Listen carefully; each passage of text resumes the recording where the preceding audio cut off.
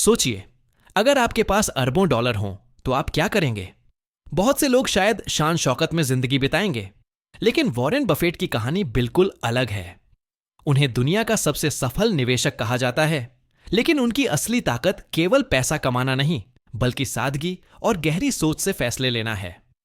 Warren Buffett ने अपने जीवन भर में जो भी अनुभव सीखे, वे केवल निवेश तक सीमित नहीं हैं, बल्कि यह जीवन, प्रबंधन और ईमानदारी के भी सबक हैं। यही कारण है कि उनके शेयर होल्डर्स के लिए लिखे गए पत्र आज एक तरह से ज्ञान का खजाना माने जाते हैं। इन्हें ही बाद में the essays of Warren Buffett के रूप में संकलित किया गया। यह किताब हमें बताती है कि बिजनेस और निवेश की दुनिया में सफलता पाने के लिए किसी जटिल फार्मूले की जरूरत नहीं है, बल्कि साधारण सिद्धांत, स्पष्ट सोच और लंबी अवधि की दृष्टि सबसे महत्वपूर्ण है। बफेट हमेशा कहते हैं कि किसी भी कंपनी की असली नींव केवल उसके प्रोडक्ट या मुनाफे में नहीं, बल्कि उसके प्रबंधन और ईमानदारी में छिपी होती है। और इसी से हमारी यात्रा शुरू होती है। किताब का पहला हिस्सा हमें ले जाता है कॉरपोरेट गवर्नेंस की दुनिया में।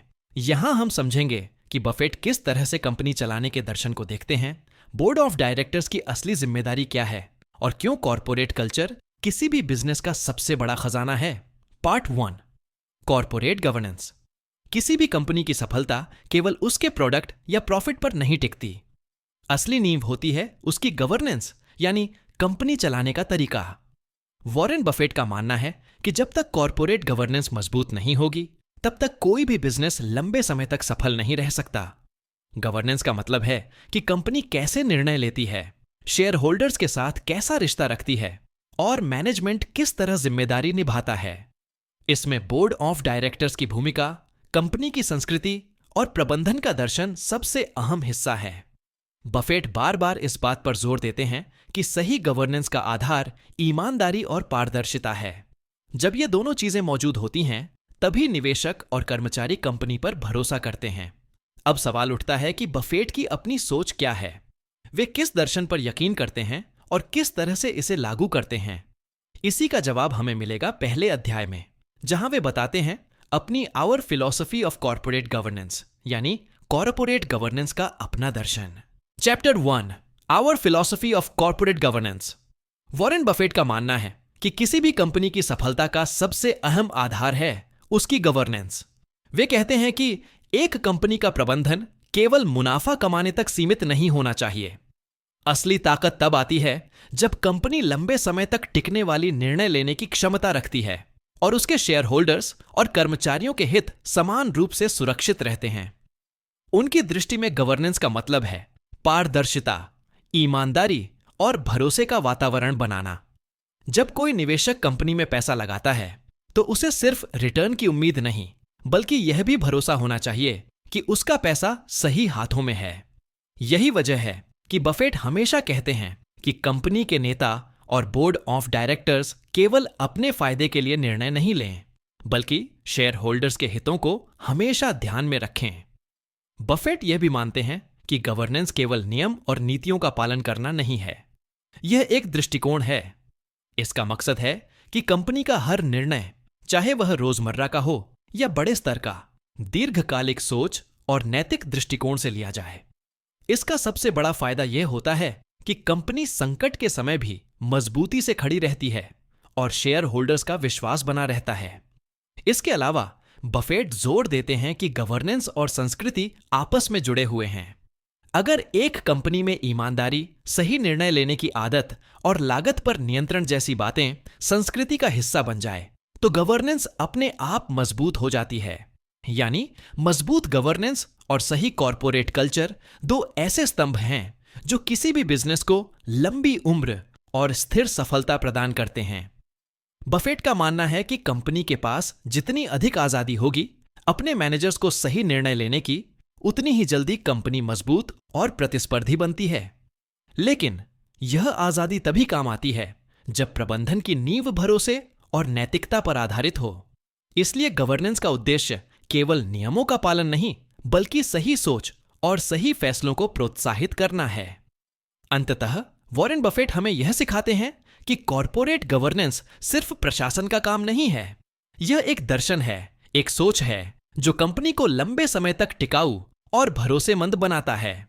और यही दर्शन हमें अगले अध्याय में ले जाएगा, जहां हम समझेंगे कि बोर्ड ऑफ डायरेक्टर्स और उनके निर्णय किस तरह कंपनी की सफलता और निवेशकों के हित को प्रभावित करते हैं।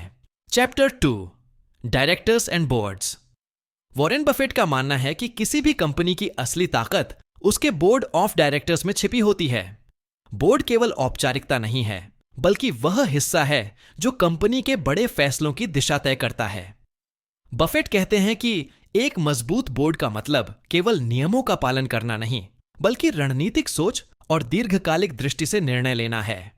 बोर्ड के सदस्य कंपनी के मालिक यानी शेयर होल्डर्स के प्रतिनिधि होते हैं, इसलिए उनकी जिम्मेदारी केवल कंपनी के हित में फैसले लेना नहीं, बल्कि निवेशकों के विश्वास को बनाए रखना भी है। बफेट हमेशा कहते हैं कि डायरेक्टर्स को ईमानदार होना चाहिए और उनके पास अनुभव और समझ होनी चाहिए, ताकि वे जटिल परिस्थितियों में भी सही निर्णय ले सकें।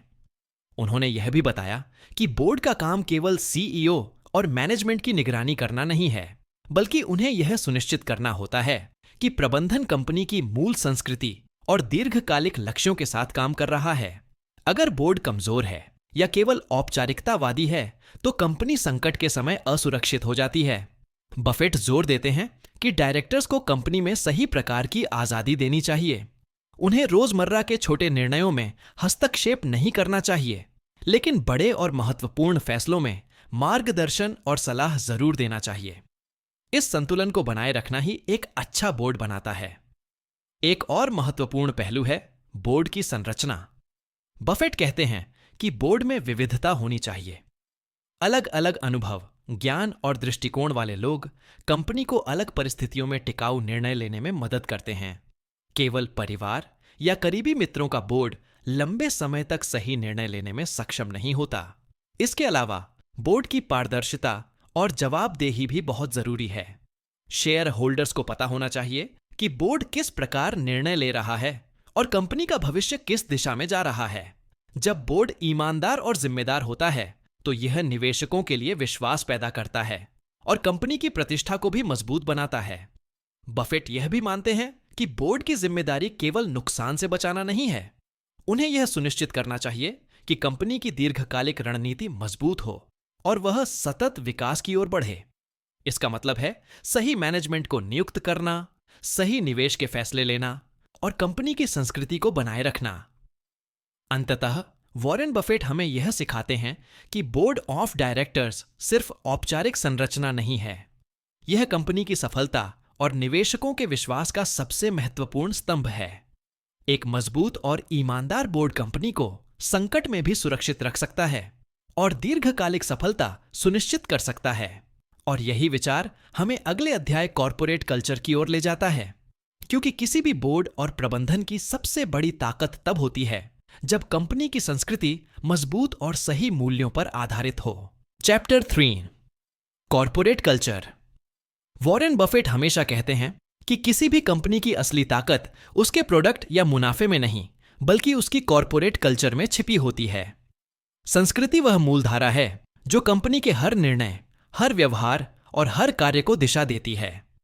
अगर संस्कृति मजबूत है, तो कंपनी संकट के समय भी टिकाऊ रहती है और कर्मचारियों और शेयर होल्डर्स का विश्वास बना रहता है। कॉर्पोरेट कल्चर का सबसे महत्वपूर्ण पहलू ईमानदारी और पारदर्शिता है।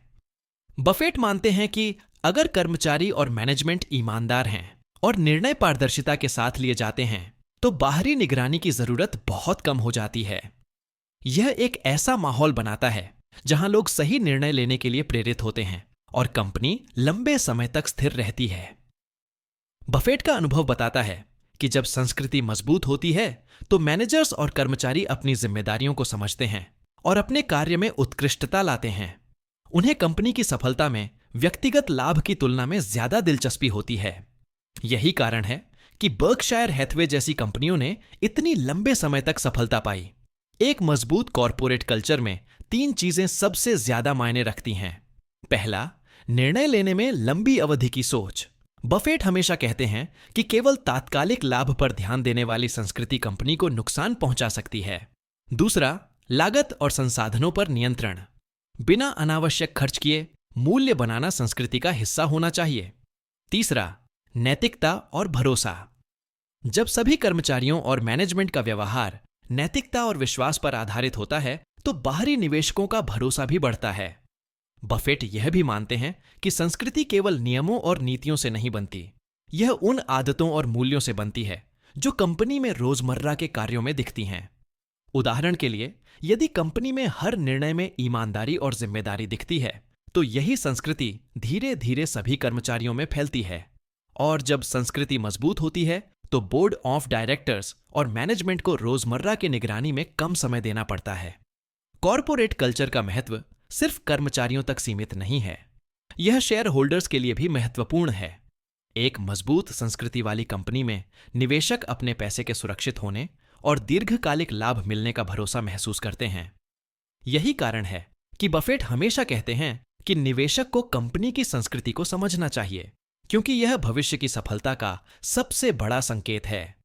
अंततः वॉरेन बफेट हमें यह सिखाते हैं कि बोर्ड, डायरेक्टर्स और गवर्नेंस की ताकत तब पूरी होती है जब कॉरपोरेट कल्चर मजबूत और सही मूल्यों पर आधारित हो। और यही विचार हमें अगली बड़ी दुनिया की ओर ले जाता है, यानी कॉरपोरेट फाइनेंस और इन्वेस्टिंग। क्योंकि किसी भी मजबूत संस्कृति वाली कंपनी में सही वित्तीय और निवेश निर्णय लेने की क्षमता भी उतनी ही महत्वपूर्ण होती है। Part 2, corporate finance and investing. Corporate governance और मजबूत संस्कृति के बाद अगला सबसे अहम हिस्सा है कॉरपोरेट फाइनेंस और निवेश।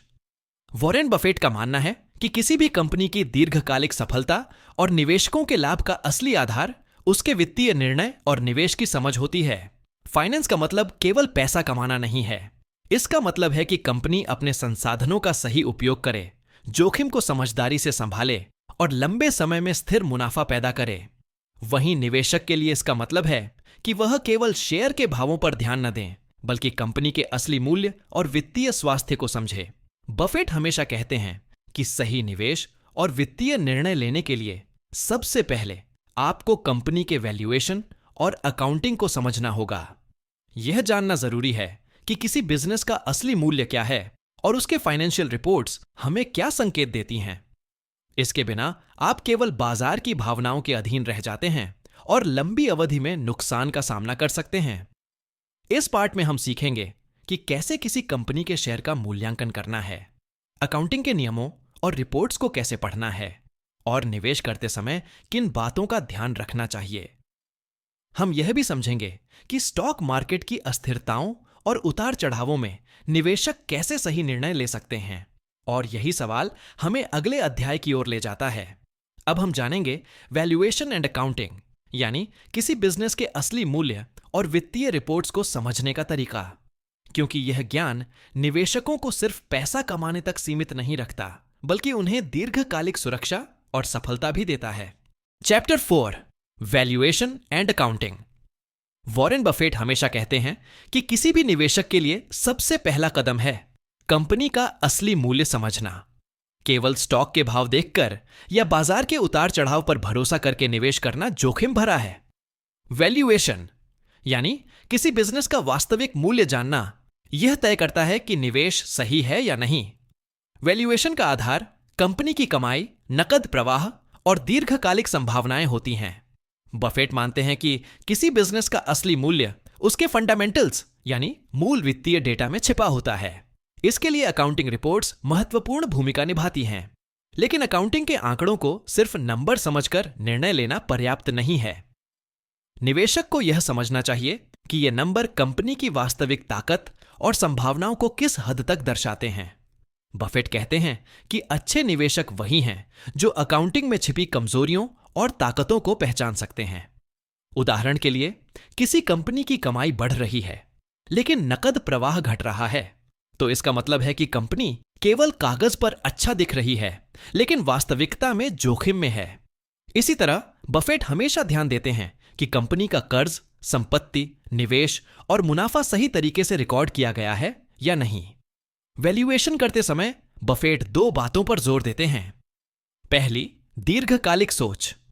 किसी कंपनी की कीमत आज ज्यादा या कम हो सकती है, लेकिन असली मूल्य यह है कि वह कंपनी 5 या 10 साल में कितनी मजबूत रहेगी। दूसरी, सुरक्षा का मार्जिन। इसका मतलब है कि निवेश करते समय कुछ अतिरिक्त सुरक्षा रखें, ताकि यदि कंपनी की प्रगति उम्मीद के मुताबिक न हुई तो नुकसान कम से कम हो। अकाउंटिंग रिपोर्ट्स पढ़ते समय बफेट कुछ खास बातों पर ध्यान देते हैं। कमाई का ट्रेंड, नकद प्रवाह, बुक वैल्यू और निवेशों का विवरण। वे मानते हैं कि यह डेटा निवेशक को बताता है कि कंपनी कितनी स्थिर और भरोसेमंद है, और यही जानकारी उन्हें यह तय करने में मदद करती है कि स्टॉक खरीदना है या नहीं। वॉरेन बफेट की सोच में यह भी शामिल है कि निवेशक केवल नंबरों में फंसे नहीं, वे हमेशा बिजनेस की गुणवत्ता, प्रतिस्पर्धा की ताकत और मैनेजमेंट की क्षमता को भी ध्यान में रखते हैं, क्योंकि अंत में असली मूल्य वही है जो दीर्घकालिक सफलता और स्थिर मुनाफे की गारंटी देता है। और यही ज्ञान हमें अगले अध्याय की ओर ले जाता है, जहां बफेट बताते हैं स्टॉक ओनरशिप और इन्वेस्टिंग की बारीकियां। क्योंकि किसी कंपनी का मूल्य जान लेना ही काफी नहीं है, हमें यह भी समझना होगा कि शेयर खरीदने और निवेश करने का सही तरीका क्या है और लंबे समय में निवेश से कैसे लाभ उठाया जा सकता है। Chapter 5, stock ownership and investing. Warren Buffett हमेशा कहते हैं कि किसी भी स्टॉक को खरीदना केवल शेयर खरीदना नहीं है। इसका मतलब है कि आप उस कंपनी का हिस्सा खरीद रहे हैं। इसलिए निवेशक को वही नजरिया रखना चाहिए जो किसी बिजनेस खरीदते समय होता है। इसका मतलब है दीर्घकालिक सोच, सही निर्णय और पूरी समझ। बफेट मानते हैं कि स्टॉक्स केवल संख्याओं का खेल नहीं है। निवेशक को यह समझना चाहिए कि कंपनी कैसे पैसे कमाती है, उसका प्रबंधन कैसा है और भविष्य में उसका विकास कैसा रहेगा। केवल मार्केट भाव देखकर निर्णय लेना बहुत जोखिम भरा हो सकता है। एक और महत्वपूर्ण सिद्धांत है धैर्य। बफेट हमेशा कहते हैं कि अच्छे निवेशक वही हैं जो बाजार के उतार चढ़ाव में घबराते नहीं। बाजार कभी अधिक उत्साहित होता है तो कभी अत्यधिक निराश। ऐसे में यदि आप हर भाव पर प्रतिक्रिया देंगे तो आप सही अवसर खो देंगे और नुकसान में फंस सकते हैं।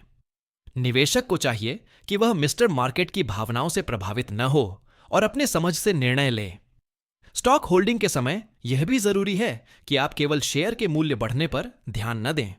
आपको यह देखना होगा कि कंपनी दीर्घकालिक रूप से मजबूत और स्थिर मुनाफा देने में सक्षम है या नहीं।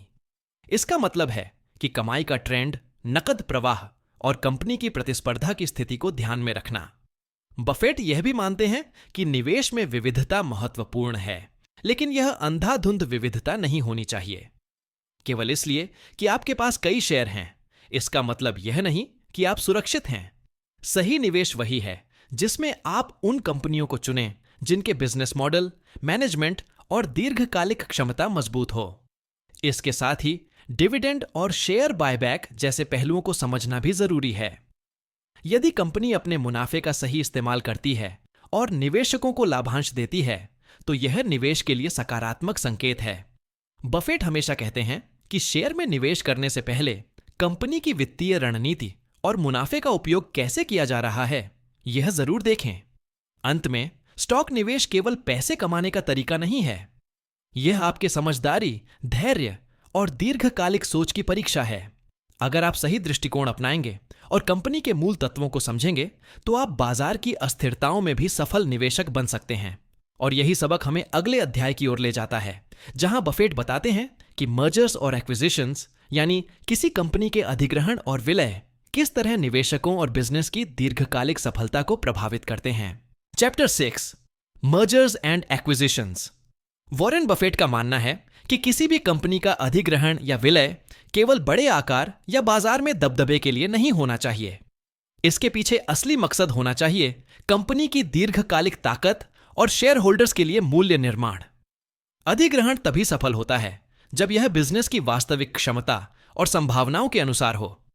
बफेट कहते हैं कि मर्जर्स और एक्विजिशंस का सबसे बड़ा खतरा यह है कि मैनेजमेंट केवल नजरिए में बड़ा सौदा करने में लगा रहे और असली मूल्य को न देखे।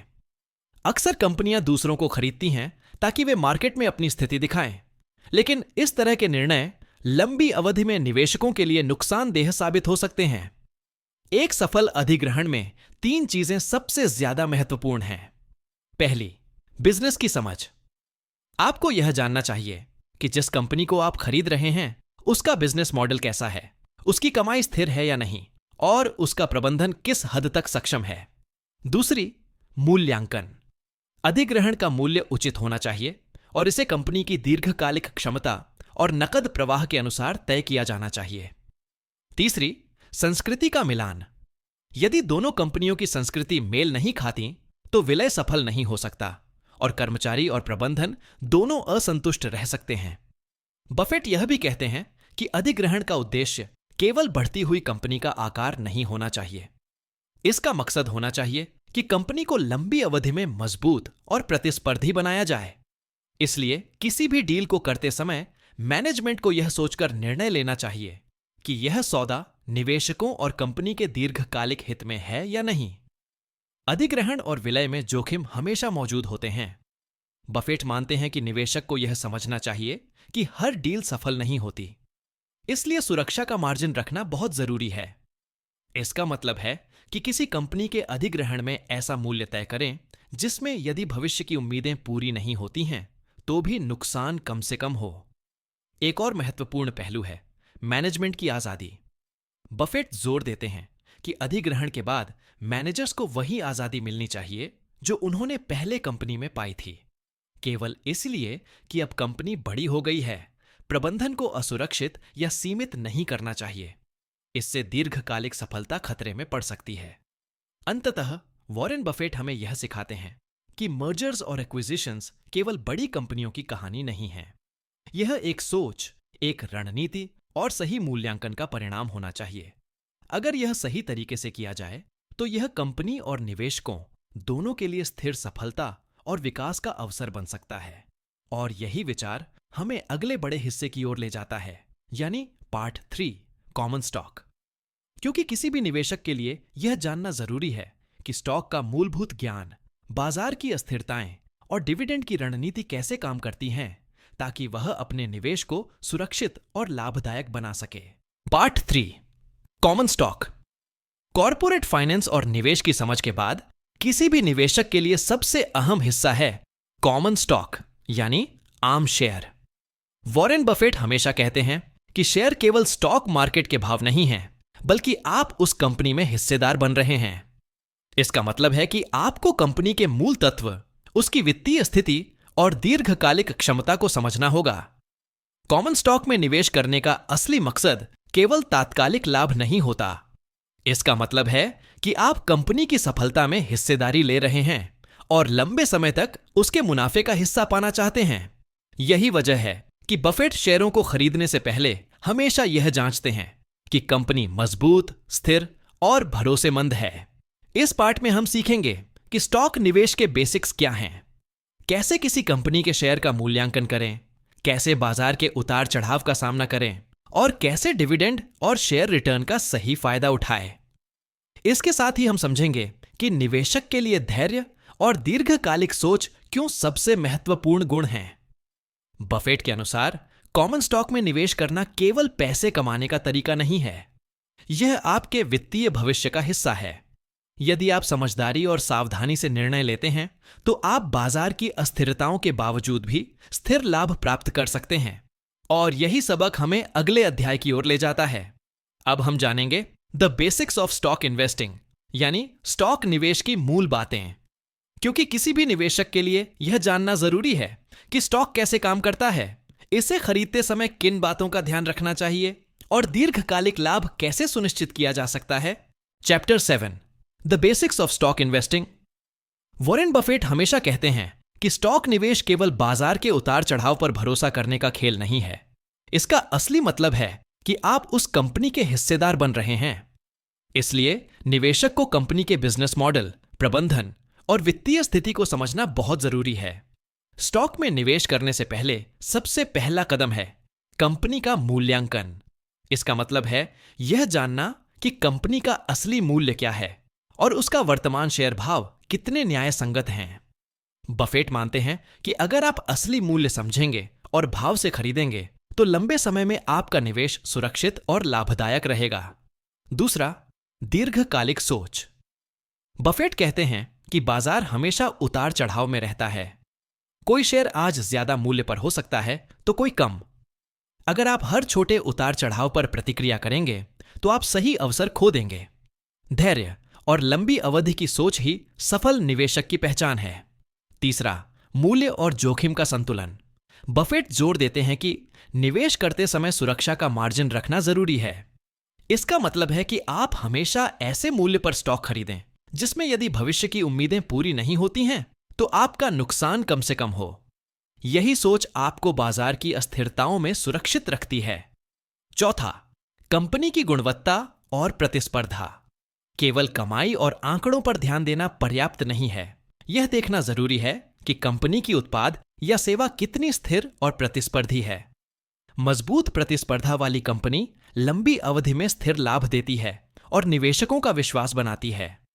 पांचवा, डिविडेंड और शेयर रिटर्न।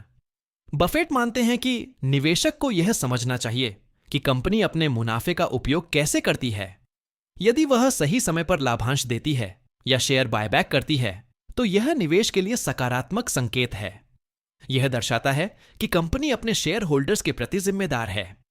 अंततः वॉरेन बफेट हमें यह सिखाते हैं कि स्टॉक निवेश केवल पैसे कमाने का तरीका नहीं है, यह एक सोच और दृष्टिकोण है। सही मूल्यांकन, दीर्घकालिक सोच, सुरक्षा का मार्जिन और कंपनी की गुणवत्ता पर ध्यान देने से निवेशक न केवल पैसा बचाता है बल्कि स्थिर और दीर्घकालिक लाभ भी अर्जित कर सकता है। और यही ज्ञान हमें अगले अध्याय की ओर ले जाता है जहां हम समझेंगे मिस्टर मार्केट और मार्केट फ्लक्चुएशंस। क्योंकि किसी भी निवेशक के लिए यह जानना जरूरी है कि बाजार की अस्थिरताएं कैसे काम करती हैं और उनसे बचकर दीर्घकालिक लाभ कैसे प्राप्त किया जा सकता है। Chapter 8, mister market and market fluctuations. Warren Buffett हमेशा कहते हैं कि निवेशक को मार्केट के उतार चढ़ाव से डरना नहीं चाहिए। मार्केट कभी उत्साहित होता है तो कभी निराश। बफेट इसे मिस्टर मार्केट की तरह देखते हैं। मिस्टर मार्केट एक काल्पनिक व्यक्ति है जो हर दिन अलग भाव में शेयर खरीदने और बेचने की पेशकश करता है। कभी वह बहुत उत्साहित होता है और स्टॉक्स की कीमतें बढ़ा देता है तो कभी निराश हो जाता है और कीमतें गिरा देता है। बफेट का सिद्धांत है कि निवेशक को मिस्टर मार्केट के मूड से प्रभावित नहीं होना चाहिए। मार्केट केवल एक अवसर देता है, निर्णय नहीं। यदि भाव बहुत बढ़ गया है तो बेचने के बजाय इंतजार करें। यदि भाव बहुत गिर गया है तो बेचने के बजाय सही मूल्य पर खरीदने का अवसर देखें। इसका मतलब है कि निवेशक को भावनाओं पर नहीं बल्कि समझ और मूल्यांकन पर भरोसा करना चाहिए। मार्केट फ्लक्चुएशंस यानी बाजार की अस्थिरताएं प्राकृतिक हैं। कोई भी बाजार लगातार स्थिर नहीं रहता, लेकिन सही सोच वाला निवेशक इन उतार चढ़ावों को अपने फायदे के लिए इस्तेमाल कर सकता है। बफेट हमेशा कहते हैं कि निवेश का मूल मंत्र है धैर्य और लंबी अवधि की सोच।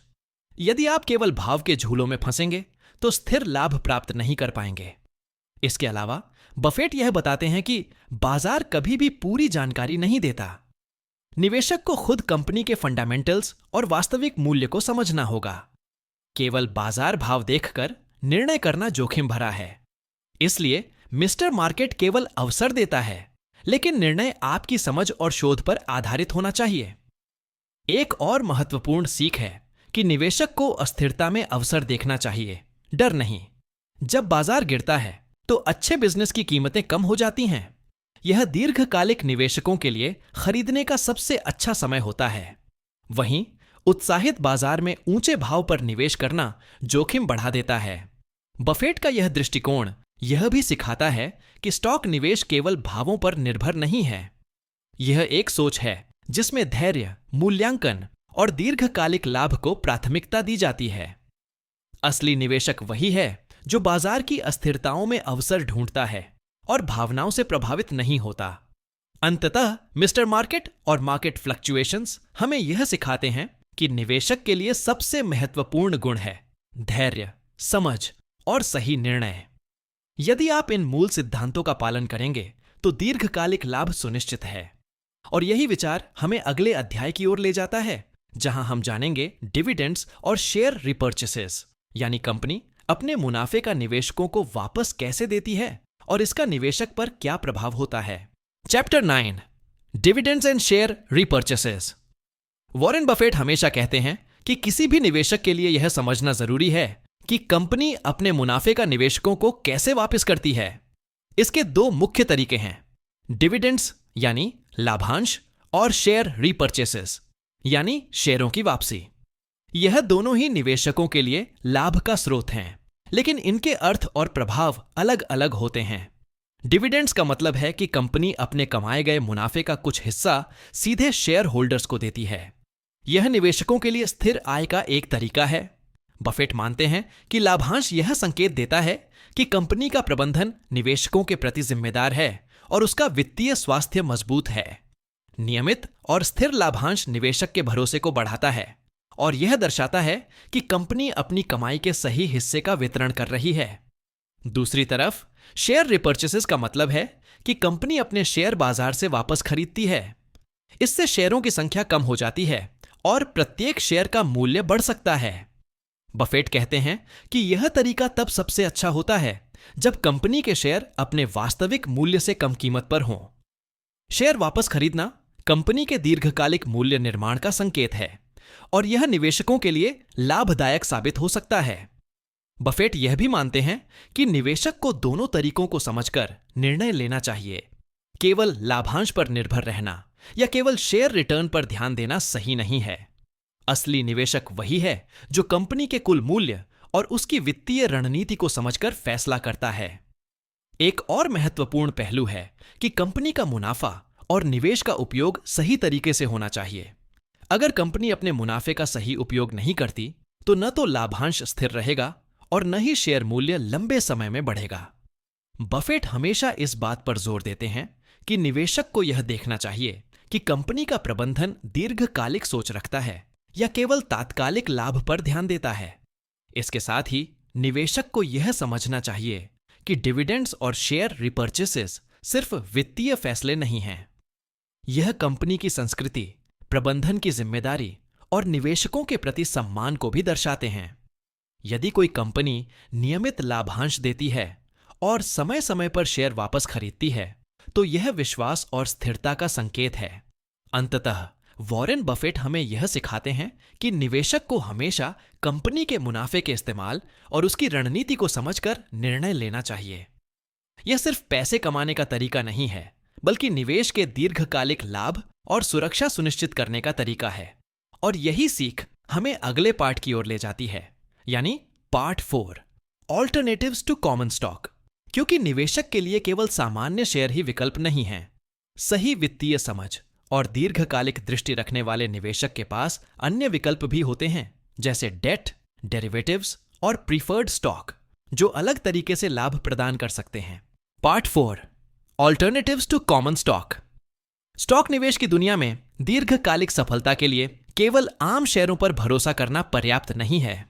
वॉरेन बफेट हमेशा कहते हैं कि निवेशक को अपने पोर्टफोलियो में विविधता लानी चाहिए और अन्य विकल्पों को भी समझना चाहिए। यही कारण है कि ऑल्टरनेटिव्स टू कॉमन स्टॉक यानी स्टॉक्स के अलावा अन्य निवेश विकल्पों का महत्व बढ़ जाता है। इस पार्ट में हम सीखेंगे कि कैसे निवेशक डेट और फिक्स्ड इनकम सिक्योरिटीज, डेरिवेटिव्स और प्रिफर्ड स्टॉक में निवेश करके जोखिम कम कर सकते हैं और स्थिर लाभ प्राप्त कर सकते हैं। ये विकल्प स्टॉक की तरह अस्थिर नहीं होते, लेकिन सही समझ और रणनीति के बिना इनसे भी नुकसान हो सकता है। बफेट मानते हैं कि डेट और फिक्स्ड इनकम सिक्योरिटीज निवेशकों के लिए स्थिर आय का जरिया है, वहीं डेरिवेटिव्स जटिल वित्तीय उपकरण हैं जो जोखिम प्रबंधन या लाभ बढ़ाने के लिए इस्तेमाल किए जा सकते हैं। प्रिफर्ड स्टॉक एक ऐसा विकल्प है जो शेयर धारकों को प्राथमिकता लाभ और स्थिर आय देता है। इस पार्ट का मुख्य संदेश यह है कि निवेशक को सिर्फ स्टॉक के मूल्य पर निर्भर नहीं रहना चाहिए। उसे कंपनी की वित्तीय स्थिति, बाजार की अस्थिरताएं और अन्य निवेश विकल्पों की समझ होनी चाहिए। केवल तभी निवेशक सुरक्षित और दीर्घकालिक लाभ प्राप्त कर सकता है। और यही विचार हमें अगले अध्याय की ओर ले जाता है, जहां हम जानेंगे डेट और फिक्स्ड इनकम सिक्योरिटीज यानी ऑर्न और स्थिर आय वाले निवेश, और यह कैसे निवेशकों के लिए सुरक्षा और लाभ का साधन बनते हैं। Chapter 10, debt and fixed income securities. Warren Buffett हमेशा कहते हैं कि निवेशक के लिए यह समझना जरूरी है कि स्टॉक्स के अलावा भी कई निवेश विकल्प हैं जो स्थिर और सुरक्षित आय प्रदान कर सकते हैं। इनमें सबसे प्रमुख हैं डेट और फिक्स्ड इनकम सिक्योरिटीज यानी आरएन और स्थिर आय वाले निवेश। ये निवेश पोर्टफोलियो में संतुलन लाते हैं और जोखिम को कम करते हैं। डेट सिक्योरिटीज का मतलब है कि आप कंपनी या सरकार को पैसा उधार देते हैं। इसके बदले में आपको नियमित ब्याज मिलता है और एक निश्चित अवधि के बाद आपका मूलधन वापस आता है। बफेट मानते हैं कि यह निवेश उन लोगों के लिए उपयुक्त है जो स्थिर आय चाहते हैं और जिनके लिए जोखिम कम करना प्राथमिकता है। फिक्स्ड इनकम सिक्योरिटीज में ऐसे निवेश शामिल हैं जिनका रिटर्न स्थिर और पूर्व निर्धारित होता है। इसमें बॉन्ड, डिबेंचर और सरकारी सिक्योरिटीज आते हैं। इनका सबसे बड़ा फायदा यह है कि आप बाजार की अस्थिरताओं से अधिक प्रभावित नहीं होते। यदि आप समझदारी से निवेश करें तो यह आपके पोर्टफोलियो को स्थिरता और सुरक्षा प्रदान करता है। बफेट जोर देते हैं कि डेट और फिक्स्ड इनकम सिक्योरिटीज में निवेश करते समय 3 बातों का ध्यान रखना चाहिए। पहली, क्रेडिट गुणवत्ता। आपको यह देखना चाहिए कि जिस कंपनी या संस्था को आप पैसा दे रहे हैं वह अपने आहरण का भुगतान समय पर कर सके। दूसरी, समय अवधि। निवेश की अवधि आपके वित्तीय लक्ष्यों के अनुसार होनी चाहिए। तीसरी, ब्याज दर। यह सुनिश्चित करें कि ब्याज दर आपकी अपेक्षाओं और बाजार की परिस्थितियों के अनुसार उचित है। एक और महत्वपूर्ण पहलू है जोखिम और लाभ का संतुलन। बफेट मानते हैं कि सिर्फ सुरक्षित निवेश करना भी पर्याप्त नहीं है। निवेशक को यह समझना चाहिए कि स्थिर आय देने वाले निवेश से वह दीर्घकालिक लाभ और पोर्टफोलियो का संतुलन कैसे बनाए रख सकता है। केवल ब्याज पर निर्भर रहना पर्याप्त नहीं है। डेट और फिक्स्ड इनकम सिक्योरिटीज निवेशकों को बाजार की अस्थिरताओं में स्थिरता प्रदान करते हैं। वे पोर्टफोलियो में संतुलन लाते हैं और स्टॉक्स के जोखिम को कम करते हैं। बफेट हमेशा कहते हैं कि समझदारी और दीर्घकालिक सोच के साथ इन निवेशों का चयन करना सफलता की कुंजी है। अंततः यह ज्ञान हमें अगले अध्याय की ओर ले जाता है, यानी डेरिवेटिव्स, जो एक जटिल लेकिन शक्तिशाली निवेश उपकरण हैं। इसके जरिए निवेशक जोखिम प्रबंधन कर सकते हैं या अतिरिक्त लाभ प्राप्त कर सकते हैं यदि इसे सही तरीके से समझा और इस्तेमाल किया जाए। Chapter 11, derivatives. वॉरेन बफेट कहते हैं कि निवेशक के लिए यह समझना जरूरी है कि सिर्फ स्टॉक्स और बॉन्ड ही निवेश के विकल्प नहीं हैं। एक और जटिल लेकिन शक्तिशाली विकल्प हैं डेरिवेटिव्स, यानी व्युत्पन्न वित्तीय उपकरण। ये निवेशक को जोखिम प्रबंधन करने और बाजार की अस्थिरताओं का फायदा उठाने का मौका देते हैं। डेरिवेटिव्स वे अनुबंध हैं जिनका मूल्य किसी अन्य संपत्ति जैसे स्टॉक, बॉन्ड, कमोडिटी या इंडेक्स के आधार पर तय होता है। इसमें सबसे सामान्य प्रकार हैं ऑप्शंस, फ्यूचर्स और स्वैप्स। बफेट कहते हैं कि ये उपकरण सही इस्तेमाल में निवेशक को अतिरिक्त लाभ दे सकते हैं, लेकिन इन्हें बिना समझे इस्तेमाल करना बहुत जोखिम भरा है। बफेट ने डेरिवेटिव्स को लेकर चेतावनी दी है कि यदि निवेशक केवल उन्हें तेजी से पैसा कमाने के लिए इस्तेमाल करे तो यह विनाशकारी साबित हो सकता है। इसीलिए हमेशा यह देखें कि डेरिवेटिव निवेश आपके पोर्टफोलियो में कैसे फिट बैठता है और आपकी दीर्घकालिक रणनीति को कैसे मजबूत करता है। एक और महत्वपूर्ण पहलू है जोखिम नियंत्रण। डेरिवेटिव्स का सबसे बड़ा फायदा यह है कि आप किसी अन्य निवेश की कीमत में उतार चढ़ाव से खुद को बचा सकते हैं। उदाहरण के लिए, यदि आपके पास स्टॉक्स हैं और बाजार गिरने का खतरा है तो ऑप्शंस या फ्यूचर्स का इस्तेमाल करके आप संभावित नुकसान को कम कर सकते हैं। बफेट मानते हैं कि डेरिवेटिव्स का सही इस्तेमाल केवल अनुभव और गहरी समझ के साथ किया जा सकता है। नए निवेशक अक्सर इन्हें जटिल मानते हैं, लेकिन अगर आप उनके मूल सिद्धांत और संरचना को समझ लें तो यह आपके निवेश पोर्टफोलियो को सुरक्षित और लाभदायक बना सकते हैं। इसके अलावा डेरिवेटिव्स निवेशकों को बाजार में अधिक लचीलापन भी देते हैं। आप किसी संपत्ति को तुरंत नहीं खरीदते या बेचते, बल्कि अनुबंध के माध्यम से भविष्य में उसके मूल्य का लाभ या जोखिम तय कर सकते हैं। यह उपकरण जोखिम प्रबंधन और रणनीतिक निवेश के लिए बेहद उपयोगी है। बफेट हमेशा कहते हैं कि डेरिवेटिव्स का इस्तेमाल तभी करें जब आप इसके परिणामों और जोखिम को पूरी तरह समझते हों।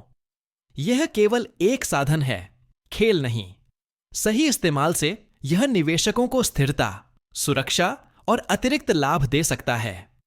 अंततः यह ज्ञान हमें अगले अध्याय की ओर ले जाता है, यानी प्रीफर्ड स्टॉक, जो स्टॉक्स का एक और विकल्प है और निवेशकों को प्राथमिकता लाभ और स्थिर आय प्रदान करता है। Chapter 12, preferred stock. Warren Buffett कहते हैं कि किसी भी निवेशक के लिए यह समझना जरूरी है कि स्टॉक केवल आम शेयर तक सीमित नहीं है। प्रेफर्ड स्टॉक यानी प्राथमिक शेयर एक ऐसा विकल्प है जो निवेशकों को स्थिर आय और विशेष लाभ प्रदान करता है। यह स्टॉक्स और बॉन्ड के बीच का एक मिश्रित निवेश माना जा सकता है। प्रेफर्ड स्टॉक के धारक आम स्टॉक धारकों की तुलना में कुछ विशेष अधिकार रखते हैं। सबसे बड़ा फायदा यह है कि उन्हें नियमित डिविडेंड मिलता है और यह डिविडेंड आम शेयरों के मुकाबले प्राथमिकता पर होता है। यदि कंपनी अपने लाभ का वितरण करती है तो प्रेफर्ड स्टॉक धारक पहले लाभ प्राप्त करते हैं और केवल इसके बाद आम शेयर धारकों को लाभ मिलता है। बफेट मानते हैं कि प्रेफर्ड स्टॉक उन निवेशकों के लिए उपयुक्त है जो स्थिर और पूर्व निर्धारित आय चाहते हैं। यह निवेश स्टॉक की अस्थिरता और बॉन्ड की सुरक्षा के बीच संतुलन प्रदान करता है। इसका मतलब है कि निवेशक को स्टॉक की तरह बड़े लाभ की संभावना भी होती है, लेकिन जोखिम बॉन्ड की तुलना में थोड़ा अधिक होता है। प्रेफर्ड स्टॉक की एक और खासियत यह है कि कुछ मामलों में यह रिडीमेबल होता है। इसका मतलब है कि कंपनी तय समय पर इसे वापस खरीद सकती है। इससे निवेशक को स्थिर लाभ मिलता है और कंपनी को अपने वित्तीय निर्णय में लचीलापन मिलता है। बफेट मानते हैं कि रिडीमेबल प्रेफर्ड स्टॉक एक सुरक्षित और समझदारी भरा निवेश विकल्प है। हालांकि प्रेफर्ड स्टॉक के निवेश में भी जोखिम है। यदि कंपनी आर्थिक रूप से कमजोर हो जाती है और लाभांश देने में असमर्थ होती है तो निवेशक को नुकसान हो सकता है। इसलिए बफेट जोर देते हैं कि किसी भी निवेश का निर्णय लेने से पहले कंपनी की वित्तीय स्थिति और भविष्य की क्षमता का मूल्यांकन करना जरूरी है। इसके अलावा प्रीफर्ड स्टॉक निवेशक को कुछ वोटिंग अधिकारों नहीं देता। इसका मतलब है कि प्रबंधन के निर्णयों में निवेशक की सीधी भूमिका नहीं होती। इसलिए इसे खरीदते समय निवेशक को यह समझना चाहिए कि यह निवेश आय और सुरक्षा के लिए है और कंपनी के प्रबंधन में भागीदारी के लिए नहीं। बफेट के अनुसार प्रेफर्ड स्टॉक एक ऐसा विकल्प है जो पोर्टफोलियो में विविधता और स्थिरता लाता है। इसे समझदारी और दीर्घकालिक सोच के साथ इस्तेमाल किया जाए तो यह निवेशक के लिए सुरक्षित और लाभदायक साबित हो सकता है। अंततः यह सबक हमें अगले पार्ट की ओर ले जाता है, यानी पार्ट 5, इन्वेस्टिंग इंस्टीट्यूशंस। क्योंकि बड़े निवेशक और संस्थागत निवेशक जैसे इन्वेस्टमेंट मैनेजर्स, इन्वेस्टमेंट बैंकर्स और हेज फंड्स भी निवेश के विभिन्न विकल्पों को समझते हैं और उनका उपयोग करते हैं। Part 5, investing institutions. जब हम निवेश की दुनिया की गहराई में जाते हैं तो यह समझना जरूरी है कि केवल व्यक्तिगत निवेशक ही नहीं बल्कि बड़े संस्थागत निवेशक भी बाजार में अहम भूमिका निभाते हैं। ये संस्थान जैसे इन्वेस्टमेंट मैनेजर्स, इन्वेस्टमेंट बैंकर्स और हेज फंड्स अपने अनुभव और विशेषज्ञता का उपयोग करके पूंजी को संचालित करते हैं और बड़े पैमाने पर निवेश निर्णय लेते हैं। वॉरेन बफेट कहते हैं कि संस्थागत निवेशक बाजार की स्थिरता और विकास में महत्वपूर्ण योगदान देते हैं। उनकी भूमिका केवल पैसा लगाना नहीं है बल्कि जोखिम का प्रबंधन करना, सही अवसर पहचानना और पोर्टफोलियो का संतुलन बनाए रखना भी शामिल है। इस पार्ट में हम समझेंगे कि ये संस्थान कैसे काम करते हैं, उनकी रणनीतियां क्या हैं और व्यक्तिगत निवेशक उनके व्यवहार से क्या सीख सकते हैं। इन्वेस्टमेंट मैनेजर्स या निवेश प्रबंधक विशेष रूप से निवेशकों की पूंजी का प्रबंधन करते हैं। वे विभिन्न संपत्तियों में निवेश करते हैं, जोखिम का मूल्यांकन करते हैं और सुनिश्चित करते हैं कि निवेशक के लिए दीर्घकालिक लाभ सुनिश्चित हो। बफेट मानते हैं कि व्यक्तिगत निवेशक उनके निर्णयों और अनुभव से बहुत कुछ सीख सकते हैं, खासकर लंबी अवधि की सोच और जोखिम प्रबंधन के मामले में। इन्वेस्टमेंट बैंकर्स बड़ी वित्तीय डील्स जैसे मर्जर्स, एक्विजिशंस और आईपीओस में सलाह देते हैं। वे बाजार की सूचनाओं और वित्तीय विश्लेषण का उपयोग करके कंपनियों और निवेशकों को मार्गदर्शन देते हैं। बफेट के अनुसार इनके काम को समझना निवेशक को बाजार की संरचना और अवसरों की गहरी समझ देता है। हेज फंड्स और आर्बिट्राज स्ट्रैटेजीज बड़े पैमाने पर जोखिम और लाभ को संतुलित करने के लिए काम करते हैं। बफेट कहते हैं कि ये संस्थान जटिल रणनीतियों का उपयोग करते हैं, लेकिन उनका मूल उद्देश्य वही है, निवेशकों के लिए स्थिर और दीर्घकालिक लाभ सुनिश्चित करना। इस पाठ का मुख्य संदेश यह है कि संस्थागत निवेशक निवेश की दुनिया में महत्वपूर्ण भूमिका निभाते हैं। उनका व्यवहार, निर्णय और रणनीतियां व्यक्तिगत निवेशकों के लिए सीखने का अवसर है। यदि कोई निवेशक समझदारी से इनकी रणनीतियों को समझे और सही दृष्टिकोण अपनाए तो वह अपने पोर्टफोलियो को सुरक्षित और लाभदायक बना सकता है। और यही विचार हमें अगले अध्याय की ओर ले जाता है, जहां हम विस्तार से जानेंगे इन्वेस्टमेंट मैनेजर्स, उनके काम करने का तरीका, उनकी जिम्मेदारियां और यह कि वे निवेशकों के लिए किस तरह मूल्य निर्माण करते हैं। Chapter 13, investment managers. Warren Buffett कहते हैं कि इन्वेस्टमेंट मैनेजर्स यानी निवेश प्रबंधक वित्तीय दुनिया के सबसे महत्वपूर्ण व्यक्तियों में से हैं। ये वे पेशेवर होते हैं जो निवेशकों की पूंजी का प्रबंधन करते हैं और सुनिश्चित करते हैं कि पैसा सुरक्षित और लाभदायक तरीके से बढ़े। उनका काम केवल स्टॉक्स और बांड खरीदने बेचने तक सीमित नहीं है। वे पूरी रणनीति बनाते हैं, जोखिम का मूल्यांकन करते हैं और लंबी अवधि में निवेशकों के लिए मूल्य निर्माण सुनिश्चित करते हैं। इन्वेस्टमेंट मैनेजर्स का सबसे बड़ा काम है रिसर्च और विश्लेषण। बफेट मानते हैं कि अच्छे निवेशक वही हैं जो किसी कंपनी या संपत्ति के फंडामेंटल्स को गहराई से समझते हैं। निवेश प्रबंधक कंपनी की वित्तीय रिपोर्ट, प्रबंधन की क्षमता, बाजार की स्थिति और दीर्घकालिक संभावनाओं का मूल्यांकन करते हैं। इससे निवेशकों को समझ आती है कि कहां पैसा लगाना सुरक्षित है और कहां जोखिम अधिक है। दूसरी महत्वपूर्ण जिम्मेदारी है जोखिम प्रबंधन। बफेट जोर देते हैं कि निवेश में लाभ जितना महत्वपूर्ण है, उतना ही जोखिम को समझना और नियंत्रित करना भी जरूरी है। इन्वेस्टमेंट मैनेजर्स अपने पोर्टफोलियो को विभिन्न संपत्तियों में बांटते हैं ताकि किसी एक निवेश की असफलता पूरे निवेश को नुकसान न पहुंचा सके। तीसरी जिम्मेदारी है लंबी अवधि की सोच। वॉरेन बफेट हमेशा कहते हैं कि बाजार की अस्थिरताओं में धैर्य और दीर्घकालिक दृष्टिकोण ही सफलता की कुंजी है। निवेश प्रबंधक केवल तात्कालिक लाभ पर ध्यान नहीं देते, बल्कि यह सुनिश्चित करते हैं कि निवेशक का पैसा समय के साथ स्थिर और बढ़ता रहे। इन्वेस्टमेंट मैनेजर्स अपने निवेशकों के लिए संवाद और पारदर्शिता भी बनाए रखते हैं। वे नियमित रूप से निवेश की स्थिति और रणनीति की जानकारी देते हैं। बफेट मानते हैं कि यह निवेशकों का विश्वास बनाए रखने और दीर्घकालिक संबंध स्थापित करने का महत्वपूर्ण तरीका है। एक और महत्वपूर्ण पहलू है प्रदर्शन मूल्यांकन। निवेश प्रबंधक अपने पोर्टफोलियो के प्रदर्शन को नियमित रूप से देखते हैं और आवश्यक सुधार करते हैं। यदि किसी निवेश की योजना काम नहीं कर रही है, तो वे रणनीति बदलते हैं ताकि नुकसान कम किया जा सके और लाभ बढ़ाया जा सके। बफेट का यह दृष्टिकोण यह भी सिखाता है कि व्यक्तिगत निवेशक इंस्टीट्यूशनल इन्वेस्टर्स से बहुत कुछ सीख सकते हैं, जैसे रिसर्च की गहराई, जोखिम प्रबंधन की तकनीक, लंबी अवधि की सोच और पारदर्शिता। ये सभी गुण निवेशक के लिए अत्यंत महत्वपूर्ण हैं। अंततः इन्वेस्टमेंट मैनेजर्स हमें यह समझाते हैं कि निवेश केवल स्टॉक्स या बांड खरीदने का खेल नहीं है। यह सोच, योजना, अनुशासन और समझ का परिणाम है। और यही ज्ञान हमें अगले अध्याय की ओर ले जाता है, यानी इन्वेस्टमेंट बैंकर्स, जो बड़ी वित्तीय डील्स और बाजार संरचना में अहम भूमिका निभाते हैं। Chapter 14, investment bankers. Warren Buffett कहते हैं कि इन्वेस्टमेंट बैंकर्स यानी निवेश बैंकर्स वित्तीय दुनिया के महत्वपूर्ण पुल हैं। वे कंपनियों और निवेशकों के बीच संपर्क बनाते हैं, बड़ी वित्तीय डील्स का मार्गदर्शन करते हैं और बाजार की संरचना को समझने में मदद करते हैं। यदि इन्वेस्टमेंट मैनेजर्स निवेशक के पैसे का सही प्रबंधन करते हैं, तो इन्वेस्टमेंट बैंकर्स बाजार में अवसरों का निर्माण और कार्यान्वयन सुनिश्चित करते हैं।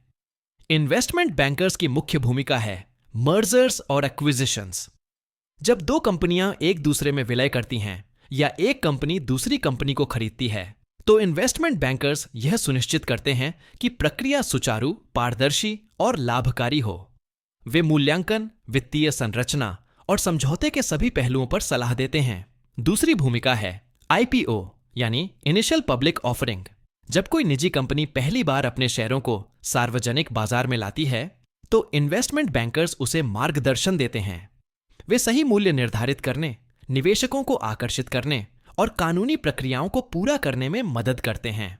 बफेट मानते हैं कि IPO का सही मार्गदर्शन कंपनी की दीर्घकालिक सफलता में महत्वपूर्ण होता है। इन्वेस्टमेंट बैंकर्स बाजार की गहरी समझ रखते हैं। वे यह जानते हैं कि निवेशक किस तरह प्रतिक्रिया करेंगे, मार्केट की परिस्थितियां क्या हैं और वित्तीय अवसरों का सर्वोत्तम उपयोग कैसे किया जाए। यह ज्ञान उन्हें बड़ी वित्तीय डील्स में निर्णायक बनाता है। बफेट यह भी बताते हैं कि इन्वेस्टमेंट बैंकर्स का काम केवल कंपनियों के लिए लाभ सुनिश्चित करना नहीं है, उनका काम निवेशकों के लिए भी मूल्य निर्माण करना है। वे जोखिम का मूल्यांकन करते हैं, वित्तीय ढांचे को सुरक्षित बनाते हैं और सुनिश्चित करते हैं कि निवेशकों को दीर्घकालिक लाभ मिले। एक और महत्वपूर्ण पहलू है सलाह और रणनीति। इन्वेस्टमेंट बैंकर्स निवेशकों और कंपनियों को केवल वर्तमान अवसर नहीं दिखाते, बल्कि दीर्घकालिक दृष्टि से निवेश और वित्तीय निर्णय लेने में मार्गदर्शन करते हैं। यह दीर्घकालिक सोच निवेशक और कंपनी दोनों के लिए लाभकारी होती है। बफेट के अनुसार इन्वेस्टमेंट बैंकर्स से सीखने का मुख्य सबक यह है कि निवेश केवल व्यक्तिगत निर्णय नहीं है, यह बाजार की संरचना, वित्तीय अवसर और रणनीति का परिणाम है। यदि कोई निवेशक इन विशेषज्ञों के दृष्टिकोण और अनुभव को समझता है, तो वह अपने निर्णयों को बेहतर बना सकता है और जोखिम को नियंत्रित कर सकता है। अंततः इन्वेस्टमेंट बैंकर्स हमें यह सिखाते हैं कि बड़े वित्तीय लेन देन में सही मार्गदर्शन और रणनीति कितनी महत्वपूर्ण है। और यही ज्ञान हमें अगले अध्याय की ओर ले जाता है, यानी हेज फंड्स और आर्बिट्राज, जो जोखिम और लाभ को संतुलित करने के लिए आधुनिक निवेशकों द्वारा उपयोग किए जाते हैं।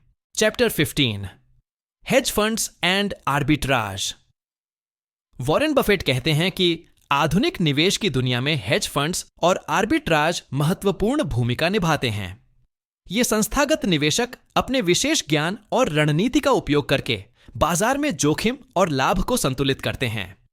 यदि इन्वेस्टमेंट मैनेजर्स और इन्वेस्टमेंट बैंकर्स निवेश और अवसर के संरचना में मार्गदर्शन करते हैं, तो हेज फंड्स जोखिम प्रबंधन और लाभ को बढ़ाने के लिए अत्याधुनिक तकनीक का उपयोग करते हैं। हेज फंड्स ऐसे निजी निवेश फंड हैं जो पूंजी को विभिन्न संपत्तियों में लगाते हैं। उनका उद्देश्य केवल निवेश करना नहीं, बल्कि उच्च रिटर्न प्राप्त करना और जोखिम को नियंत्रित करना है। बफेट मानते हैं कि हेज फंड्स जटिल रणनीतियों का उपयोग करते हैं, जैसे कि शॉर्ट सेलिंग, डेरिवेटिव्स और लीवरेज, ताकि निवेशक के लिए अधिकतम लाभ सुनिश्चित किया जा सके। आर्बिट्राज एक ऐसा निवेश तरीका है जिसमें निवेशक एक ही संपत्ति के मूल्य भिन्नता का लाभ उठाते हैं। इसका मतलब है कि किसी बाजार में कीमत कम है और किसी अन्य में अधिक, तो निवेशक कम कीमत पर खरीदता है और अधिक कीमत पर बेचता है। बफेट कहते हैं कि यह रणनीति बाजार की असमानताओं को दूर करती है और निवेशक को सुरक्षित लाभ प्रदान कर सकती है। हालांकि बफेट चेतावनी देते हैं कि हेज फंड्स और आर्बिट्राज जटिल और जोखिम भरे होते हैं। यदि इन्हें समझदारी और अनुभव के बिना इस्तेमाल किया जाए, तो नुकसान की संभावना भी बढ़ जाती है। इसलिए केवल अनुभवी निवेशक और संस्थान ही इनका सही उपयोग कर सकते हैं। हेज फंड्स और आर्बिट्राज का सबसे बड़ा फायदा यह है कि ये जोखिम और लाभ को संतुलित करने में मदद करते हैं। वे बाजार की अस्थिरताओं में अवसर पहचानते हैं और पोर्टफोलियो को स्थिर और लाभकारी बनाते हैं। यह रणनीति लंबे समय में निवेशक के लिए मूल्य निर्माण और सुरक्षा सुनिश्चित करती है। बफेट यह भी मानते हैं कि इन उपकरणों से सीखने का सबसे बड़ा सबक यह है कि निवेश केवल भावों पर आधारित नहीं होना चाहिए। यह समझ, अनुसंधान और रणनीति का परिणाम है। हेज फंड्स और आर्बिट्राज हमें यह दिखाते हैं कि सही रणनीति और विशेषज्ञता के साथ जोखिम भी नियंत्रित किया जा सकता है और लाभ अधिकतम किया जा सकता है। अंततः यह ज्ञान हमें अगले पार्ट की ओर ले जाता है, यानी पार्ट 6 अकाउंटिंग एंड टैक्सेशन। क्योंकि निवेशक के लिए केवल निवेश विकल्पों को समझना पर्याप्त नहीं है, उसे कंपनी के अकाउंटिंग प्रिंसिपल्स, अर्निंग्स और टैक्सेशन का भी ज्ञान होना चाहिए, ताकि वह सही मूल्यांकन कर सके और निवेश निर्णय सही ढंग से ले सके। Part 6 accounting and taxation. Warren Buffett कहते हैं कि निवेश की दुनिया में सफलता केवल स्टॉक्स, बॉन्ड या अन्य वित्तीय उपकरणों की समझ तक सीमित नहीं है। एक निवेशक के लिए यह भी महत्वपूर्ण है कि वह कंपनी के अकाउंटिंग प्रिंसिपल्स, आय, लाभांश और टैक्सेशन को समझे। ये सभी बातें निवेशक को कंपनी की वास्तविक वित्तीय स्थिति और मूल्य का सही आकलन करने में मदद करती हैं।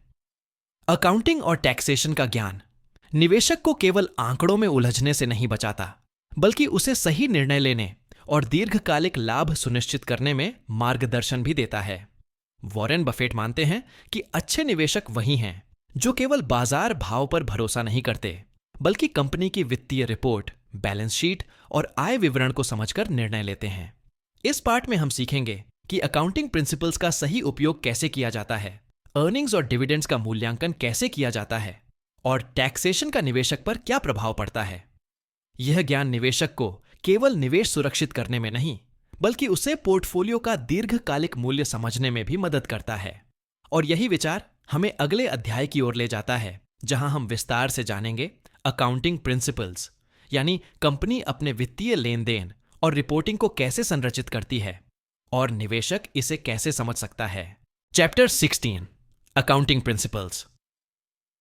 वॉरेन बफेट कहते हैं कि किसी भी निवेशक के लिए अकाउंटिंग प्रिंसिपल्स की समझ बेहद जरूरी है। यह केवल नंबरों को पढ़ने का तरीका नहीं है, बल्कि कंपनी की वास्तविक वित्तीय स्थिति को समझने का साधन है। सही अकाउंटिंग निवेशक को बताती है कि कंपनी कितना मुनाफा कमा रही है, उसके पास कितना धन है और वह भविष्य में किस तरह बढ़ सकती है। अकाउंटिंग प्रिंसिपल्स यानी लेखांकन के सिद्धांत यह सुनिश्चित करते हैं कि कंपनी अपने वित्तीय लेन देन को पारदर्शी और सुसंगत तरीके से रिकॉर्ड करे। इसमें सबसे महत्वपूर्ण है रेवेन्यू रिकॉग्निशन, यानी कंपनी कब और कैसे अपनी आय को मानती है, एक्सपेंस मैचिंग यानी खर्चों और आय का संतुलन, और कंसिस्टेंसी यानी वित्तीय रिपोर्टिंग में निरंतरता। बफेट मानते हैं कि इन सिद्धांतों को समझना निवेशक को कंपनी की सच्ची स्थिति दिखाता है। अक्सर निवेशक केवल लाभ पर ध्यान देते हैं, लेकिन अकाउंटिंग प्रिंसिपल्स यह दिखाते हैं कि लाभ वास्तविक है या केवल अस्थायी लाभ है। उदाहरण के लिए, अगर कंपनी ने बिक्री तो बढ़ाई है, लेकिन नकदी नहीं प्राप्त की है, तो वास्तविक लाभ कुछ और ही होता है।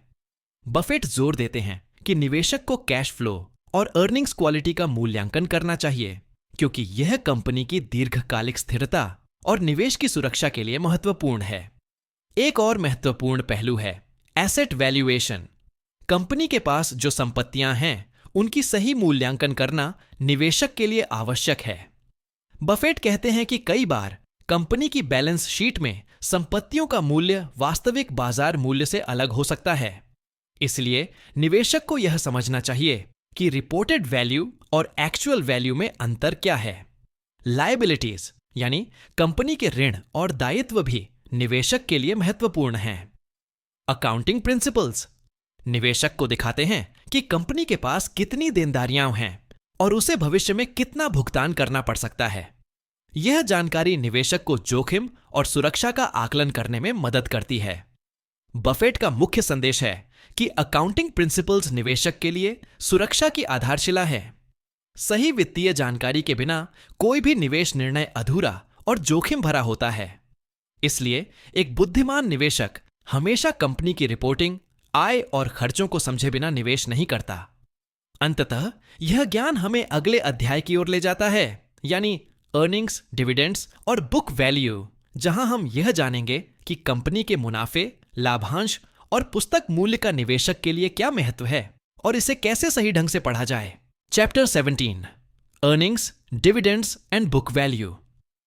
वॉरेन बफेट हमेशा कहते हैं कि किसी भी निवेशक के लिए यह समझना जरूरी है कि अर्निंग्स, डिविडेंड्स और बुक वैल्यू का क्या महत्व है। ये तीन तत्व निवेशक को कंपनी की वास्तविक वित्तीय स्थिति और लंबी अवधि में निवेश के लाभ का सही आकलन करने में मदद करते हैं। अर्निंग्स यानी कंपनी की आय वह राशि है जो कंपनी अपनी सभी गतिविधियों और खर्चों के बाद कमाती है। बफेट मानते हैं कि सिर्फ रिपोर्टेड अर्निंग्स पर भरोसा करना पर्याप्त नहीं है। निवेशक को यह देखना चाहिए कि आय स्थिर और दीर्घकालिक है या केवल अस्थायी। असली निवेशक वही है जो यह समझता है कि कंपनी का वास्तविक मुनाफा उसके भविष्य के विकास और निवेश की सुरक्षा को दर्शाता है। डिविडेंड्स यानी लाभांश निवेशक को कंपनी के मुनाफे का हिस्सा प्रदान करते हैं।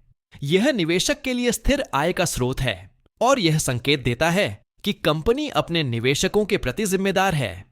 बफेट जोर देते हैं कि नियमित और स्थिर लाभांश यह दिखाता है कि कंपनी का प्रबंधन समझदारी से काम कर रहा है और उसके पास नकदी प्रवाह पर्याप्त है। बुक वैल्यू यानी पुस्तक मूल्य वह मूल्य है जो कंपनी की संपत्तियों और देनदारियों के अंतर से निकला होता है। यह निवेशक को यह समझने में मदद करता है कि कंपनी की वास्तविक संपत्ति और मूल्य क्या है।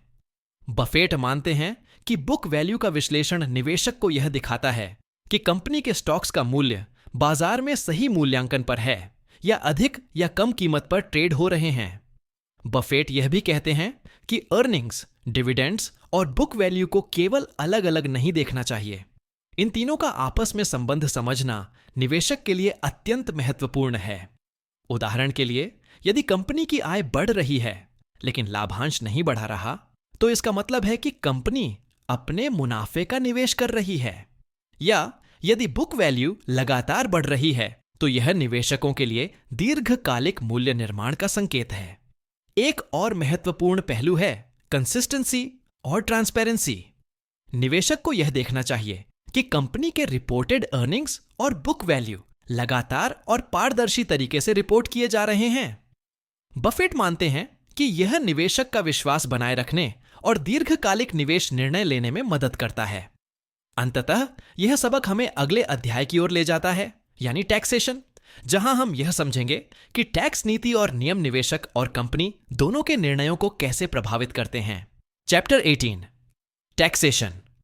वॉरेन बफेट कहते हैं कि निवेश में सफलता केवल सही स्टॉक्स, बॉन्ड या अन्य वित्तीय उपकरणों को चुनने तक सीमित नहीं है। एक बुद्धिमान निवेशक के लिए यह भी समझना जरूरी है कि टैक्सेशन यानी कर प्रणाली और नियम उसके निवेश पर कैसे प्रभाव डालते हैं। टैक्स नीति निवेशक के रिटर्न, कंपनी के निर्णय और दीर्घकालिक रणनीति को प्रभावित कर सकती है। टैक्सेशन का सबसे बड़ा प्रभाव होता है इन्वेस्टमेंट रिटर्न्स पर। उदाहरण के लिए, यदि किसी निवेश पर उच्च कर दर लागू है, तो निवेशक को वास्तविक लाभ कम मिलता है। बफेट मानते हैं कि निवेशक को यह समझना चाहिए कि किस तरह के निवेश टैक्स एफिशिएंट हैं और किस तरह के निवेश पर टैक्स बोझ अधिक है। यह समझ निवेशक को पोर्टफोलियो संरचना और लंबी अवधि की योजना बनाने में मदद करती है। दूसरी महत्वपूर्ण बात है कॉर्पोरेट टैक्सेशन। कंपनियों पर लागू कर नीतियां उनके निर्णयों को प्रभावित करती हैं। यदि कर दर उच्च है, तो कंपनी अपने मुनाफे को पुनर्निवेश करने या लाभांश देने में सावधानी बरतती है।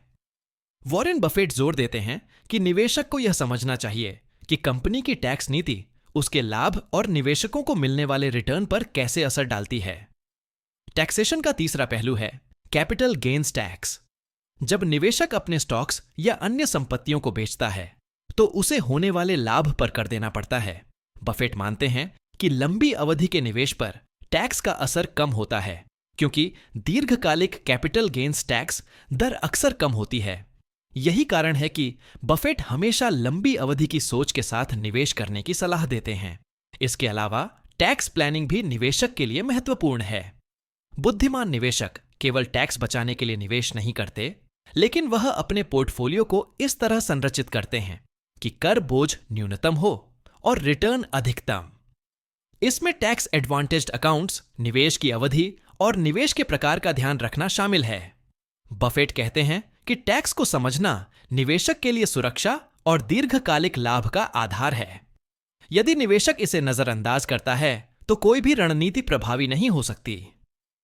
टैक्सेशन केवल बोझ नहीं, बल्कि एक रणनीतिक उपकरण भी है, जिसका सही उपयोग निवेशक को स्थिर और अधिक लाभदायक निवेश निर्णय लेने में मदद करता है।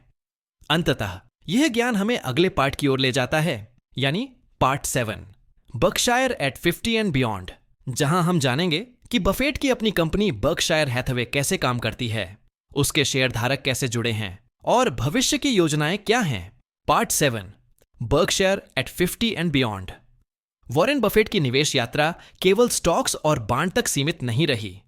उन्होंने अपनी कंपनी बर्कशायर हैथवे को एक ऐसा मंच बनाया है जो निवेश, व्यापार और प्रबंधन के सभी पहलुओं का आदर्श उदाहरण है। इस पार्ट में हम समझेंगे कि बर्कशायर हैथवे ने पिछले 50 सालों में कैसे अपनी पहचान बनाई, उसके शेयरधारक और निवेशक किस तरह जुड़े हैं और भविष्य की दिशा कैसी होगी। बर्कशायर हैथवे का मॉडल केवल लाभ कमाने तक सीमित नहीं है। बफेट मानते हैं कि दीर्घकालिक सफलता का राज है सटीक निर्णय, सही प्रबंधन और स्पष्ट निवेश दर्शन। कंपनी का बिजनेस मॉडल यह सुनिश्चित करता है कि निवेशकों को स्थिर और बढ़ता हुआ मूल्य मिले, जबकि प्रबंधन को स्वतंत्रता और जिम्मेदारी मिले। इस पार्ट में हम जानेंगे कि बर्कशायर का व्यवसाय मॉडल क्या है उसके शेयरधारक और पार्टनर्स कैसे जुड़े हैं और कंपनी की सक्सेशन प्लानिंग यानी भविष्य में नेतृत्व परिवर्तन की रणनीति क्या है। यह सबक निवेशक और प्रबंधक दोनों के लिए सीखने योग्य हैं और यही विचार हमें अगले अध्याय की ओर ले जाता है, यानी चैप्टर 19 बर्कशायर्स बिजनेस मॉडल, जहां हम विस्तार से जानेंगे कि यह कंपनी कैसे काम करती है, इसके निवेश और संचालन का तरीका क्या है और क्यों इससे बफेट की निवेश दर्शन का प्रतीक माना जाता है। Chapter 19 Berkshire's business model. Warren Buffett कहते हैं कि बर्कशायर हैथवे केवल एक कंपनी नहीं है, बल्कि एक निवेश दर्शन और व्यवसाय मॉडल का जीवंत उदाहरण है। यह कंपनी लंबे समय से निवेशकों और शेयरधारकों के लिए स्थिर मूल्य और दीर्घकालिक लाभ का प्रतीक रही है। बफेट ने इसे इस तरह डिजाइन किया कि निवेश और प्रबंधन दोनों में संतुलन और स्वतंत्रता बनी रहे। बर्कशायर हैथवे का बिजनेस मॉडल दो मुख्य स्तंभों पर आधारित है। पहला है इंश्योरेंस ऑपरेशंस और दूसरा है नॉन इंश्योरेंस बिजनेसेस और इन्वेस्टमेंट्स। इंश्योरेंस ऑपरेशंस यानी बीमा व्यवसाय कंपनी के लिए निरंतर नकदी प्रवाह और स्थिर आय का स्रोत है। बफेट कहते हैं कि बीमा कंपनियों से मिलने वाली प्रीमियम राशि का निवेश करना बर्कशायर को लंबी अवधि में विशाल लाभ देता है। नॉन इंश्योरेंस बिजनेसेस यानी गैर बीमा व्यवसाय जैसे मैन्युफैक्चरिंग, रिटेल और सर्विस कंपनियां कंपनी के विविध पोर्टफोलियो को मजबूत करती हैं। बफेट का मानना है कि अलग अलग व्यवसायों में निवेश करने से कंपनी को जोखिम से सुरक्षा मिलती है और स्थिर लाभ सुनिश्चित होता है। इसके अलावा बर्कशायर हैथवे का निवेश दर्शन भी अद्वितीय है। बफेट केवल मूल्यवान और दीर्घकालिक संभावनाओं वाले निवेशों पर ध्यान देते हैं। वे quality businesses at reasonable prices पर निवेश करना पसंद करते हैं।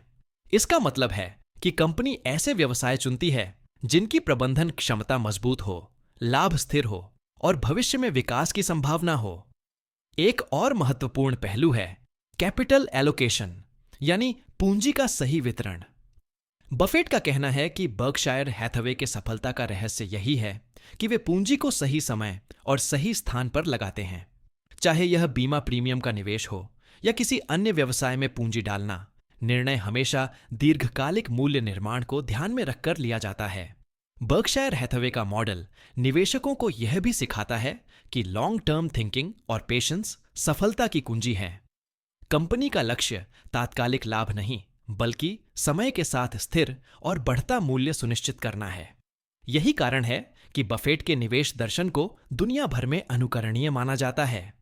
अंततः यह ज्ञान हमें अगले अध्याय की ओर ले जाता है, यानी शेयर होल्डर्स एंड पार्टनर्स, जहां हम जानेंगे कि बर्कशायर हैथवे के शेयरधारक और भागीदार कैसे जुड़े हैं और कंपनी उनके लिए कैसे मूल्य और लाभ सुनिश्चित करती है। Chapter 20 share holders and partners. Warren Buffett कहते हैं कि बर्कशायर हैथवे केवल एक कंपनी नहीं है, बल्कि उसके शेयरधारक और भागीदार उसकी सफलता का आधार है। बफेट का मानना है कि निवेशक और प्रबंधन के बीच विश्वास और पारदर्शिता सबसे महत्वपूर्ण है। शेयर होल्डर्स को कंपनी की रणनीति, निर्णय और दीर्घकालिक लक्ष्य के प्रति पूर्ण जानकारी होना चाहिए। बर्कशायर हैथवे में शेयरधारकों की भूमिका केवल निवेशक तक सीमित नहीं है। बफेट उन्हें पार्टनर्स की तरह मानते हैं। इसका मतलब है कि कंपनी के निर्णय, सफलता और चुनौतियों में शेयरधारक भी भागीदार होते हैं। इस दृष्टिकोण से निवेशक और प्रबंधन के बीच लंबी अवधि का विश्वास और सहयोग स्थापित होता है। शेयरधारकों के लिए सबसे महत्वपूर्ण तत्व है एनुअल लेटर्स और ट्रांसपेरेंसी। बफेट हर साल अपने शेयरधारकों को पत्र लिखते हैं, जिसमें कंपनी की वित्तीय स्थिति, निवेश निर्णय, सफलता और चुनौतियों का विवरण होता है। ये पत्र निवेशकों को कंपनी की रणनीति और दर्शन समझने में मदद करते हैं और उन्हें निर्णय लेने का सही आधार प्रदान करते हैं। बर्कशायर हैथवे के पार्टनरशिप मॉडल में एक और अहम पहलू है long term value creation. Buffett हमेशा कहते हैं कि शेयरधारक को तात्कालिक लाभ पर ध्यान नहीं देना चाहिए। कंपनी का लक्ष्य समय के साथ स्थिर और बढ़ता मूल्य प्रदान करना है। यही कारण है कि बर्कशायर हैथवे के शेयरधारक दीर्घकालिक सोच अपनाते हैं और कंपनी के निर्णयों में धैर्य रखते हैं। एक और महत्वपूर्ण बात है शेयर होल्डर मीटिंग्स। बफेट इसे सिर्फ औपचारिक मीटिंग नहीं मानते, बल्कि इसे निवेशक और प्रबंधन के बीच संवाद का एक अवसर मानते हैं। यहां निवेशक सवाल पूछते हैं, बफेट जवाब देते हैं और यह पारदर्शिता और विश्वास को मजबूत करता है। बफेट का यह दृष्टिकोण सिखाता है कि निवेशक केवल लाभ के लिए नहीं, बल्कि साझेदारी और भरोसे के लिए भी कंपनी के साथ जुड़े हैं। यह दृष्टिकोण दोनों पक्षों के लिए लाभकारी है। निवेशक दीर्घकालिक मूल्य पाते हैं और प्रबंधन स्वतंत्रता के साथ कंपनी का संचालन कर सकता है। अंततः यह सबक हमें अगले अध्याय की ओर ले जाता है, यानी सक्सेशन एंड द फ्यूचर, जहां हम जानेंगे कि बर्कशायर हैथवे ने नेतृत्व और भविष्य की योजनाओं के लिए क्या रणनीति बनाई है और कैसे यह कंपनी को स्थिर और दीर्घकालिक बनाए रखेगा। Chapter 21, succession and the future. Warren Buffett हमेशा कहते हैं कि किसी भी कंपनी की दीर्घकालिक सफलता केवल वर्तमान प्रबंधन पर निर्भर नहीं होती। इसके लिए एक मजबूत सक्सेशन प्लान यानी नेतृत्व का विकल्प और भविष्य की रणनीति होना बेहद जरूरी है। बर्कशायर हैथवे में भी बफेट ने यह सुनिश्चित किया है कि कंपनी उनके जाने के बाद भी सफल और स्थिर रहे। सक्सेशन का पहला कदम है लीडरशिप आइडेंटिफिकेशन। बफेट ने समय रहते ऐसे नेताओं को पहचाना जो कंपनी के मूल दर्शन, मूल्य और निवेश सिद्धांतों को समझते हों। केवल तकनीकी क्षमता ही पर्याप्त नहीं होती। नेतृत्व को बफेट की तरह दीर्घकालिक सोच, धैर्य और जोखिम प्रबंधन की समझ होनी चाहिए। दूसरा महत्वपूर्ण पहलू है मैनेजमेंट ऑटोनॉमी। बफेट का मानना है कि अच्छे नेतृत्व के लिए स्वतंत्रता जरूरी है। बर्कशायर हैथवे में विभागीय प्रमुख और व्यवसाय मालिकों को पूरी स्वतंत्रता दी जाती है ताकि वे अपने व्यवसाय का संचालन स्वयं कर सकें। यह स्वतंत्रता उन्हें निर्णय लेने और नवाचार करने का अवसर देती है, जबकि कंपनी की दीर्घकालिक स्थिरता बनी रहती है। तीसरा पहलू है values and culture continuity. Buffett हमेशा कहते हैं कि नेतृत्व बदल सकता है, लेकिन कंपनी के मूल्य और संस्कृति स्थिर रहनी चाहिए। बर्कशायर हैथवे का निवेश दर्शन शेयरधारकों के प्रति पारदर्शिता और दीर्घकालिक मूल्य निर्माण की प्राथमिकता नए नेतृत्व में भी बनी रहे, यह सुनिश्चित करना बफेट की रणनीति का हिस्सा है।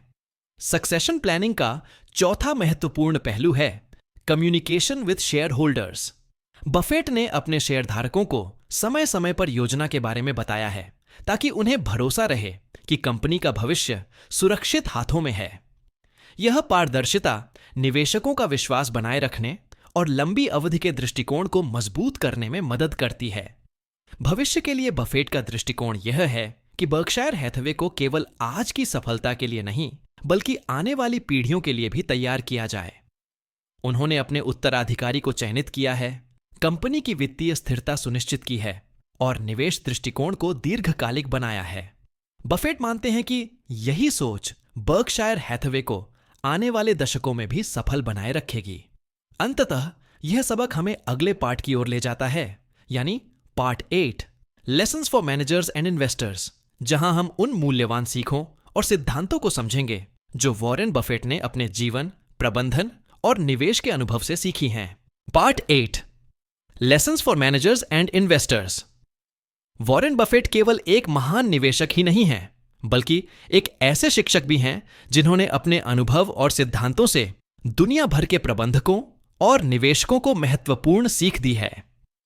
इस पार्ट में हम उन मूल्यवान लेसन्स को समझेंगे जो बफेट ने अपने जीवन, प्रबंधन और निवेश के अनुभव से सीखी हैं। यह पार्ट 3 मुख्य पहलुओं पर केंद्रित है। पहला है कॉर्पोरेट लेसन्स, यानी प्रबंधन और कंपनी संचालन के महत्वपूर्ण सिद्धांत। दूसरा है इन्वेस्टमेंट लेसन्स, यानी निवेश की रणनीतियां और सोच। और तीसरा है लाइफ लेसन्स, यानी व्यक्तिगत जीवन और निर्णय लेने की कला। बफेट का मानना है कि केवल वित्तीय ज्ञान ही पर्याप्त नहीं है। अच्छे प्रबंधक और निवेशक वही हैं जो सिद्धांत, अनुशासन और दीर्घकालिक सोच अपनाते हैं।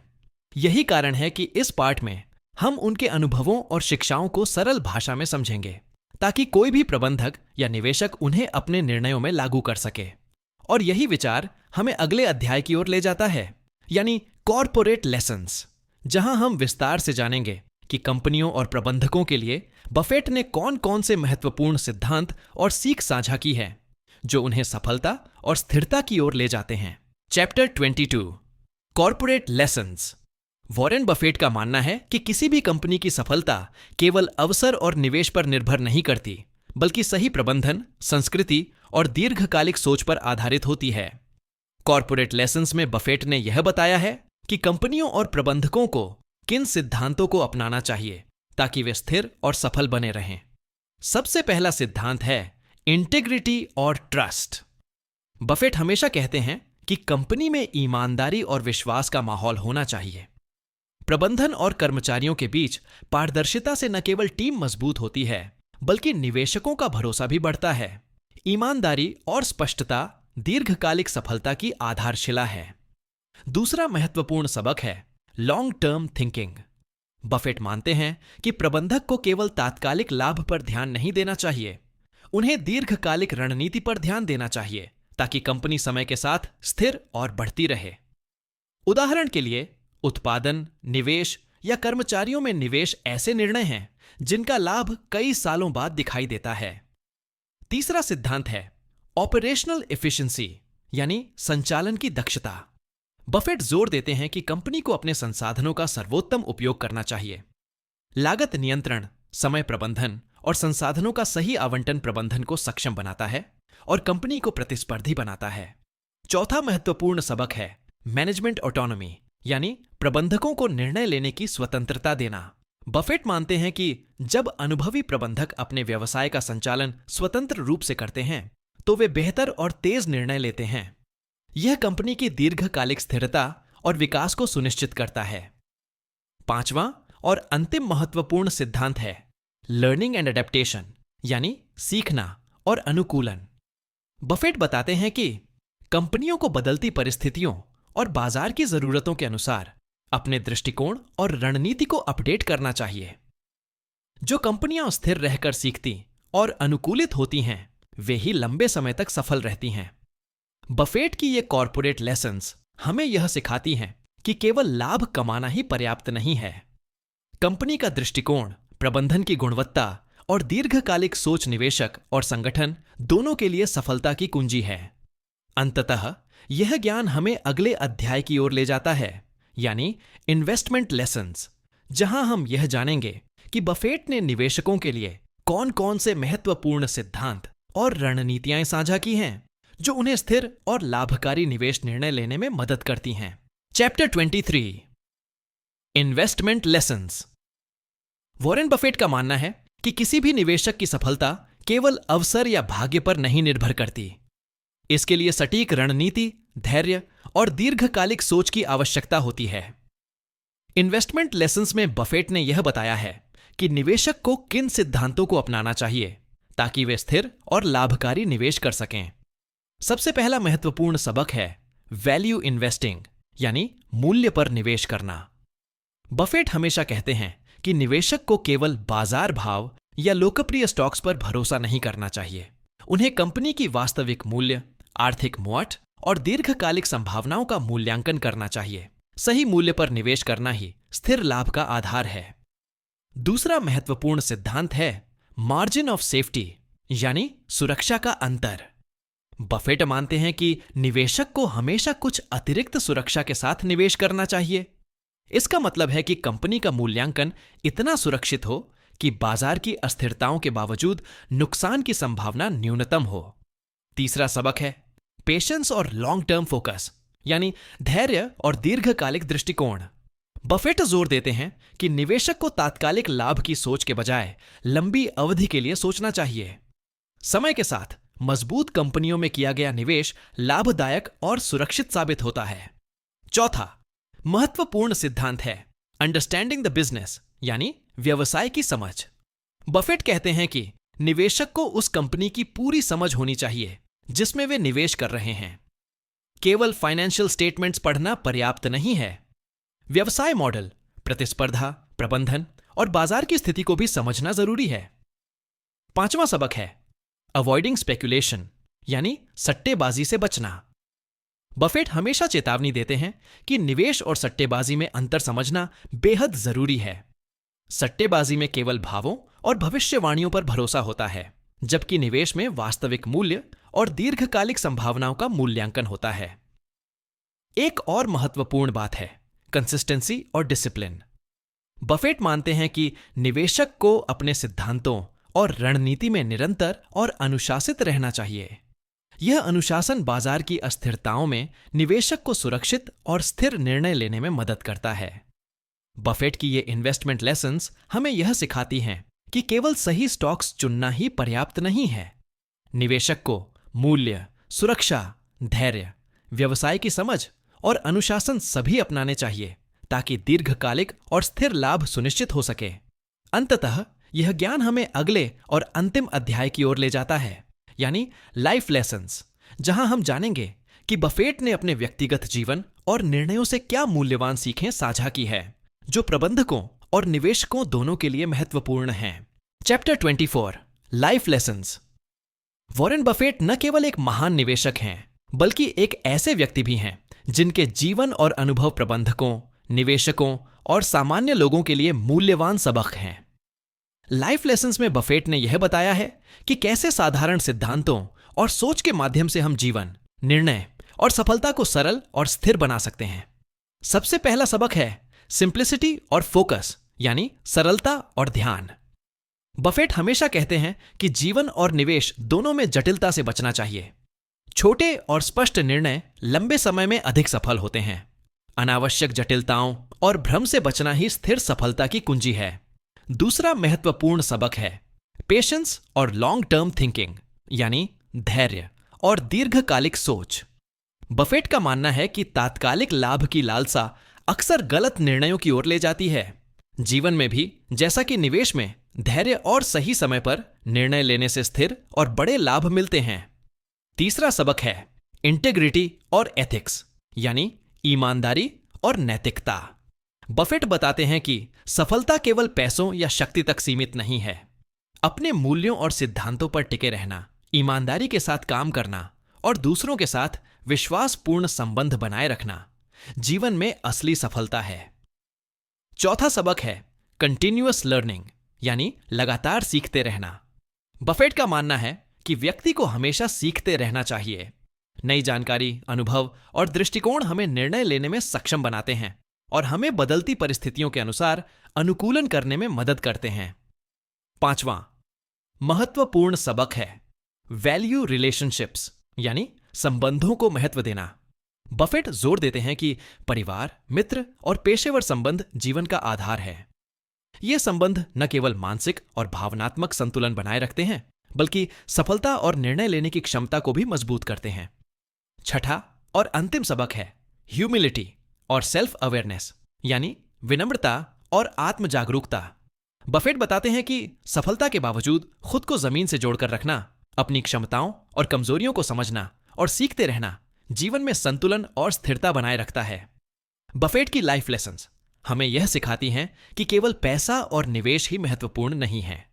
जीवन में स्थिरता, मूल्य, धैर्य, सीखने की इच्छा और सही संबंध ही असली सफलता की कुंजी है। इस प्रकार the essays of Warren Buffett का यह संकलन हमें बताता है कि कैसे सही प्रबंधन, निवेश और जीवन के सिद्धांतों को अपनाकर हम स्थिर, सफल और संतुलित जीवन जी सकते हैं। अगर आपको यह सारांश पसंद आया हो और आप ऐसे और भी ज्ञानवर्धक कंटेंट पाना चाहते हैं, तो हमारे चैनल को सब्सक्राइब करें, बेल आइकन दबाएं और कमेंट में बताएं कि आप अगला कौन सा बुक सारांश सुनना चाहेंगे। इससे आपको सबसे पहले नए वीडियो की नोटिफिकेशन मिलती रहेगी और हम आपके लिए और भी बेहतर कंटेंट ला सकेंगे।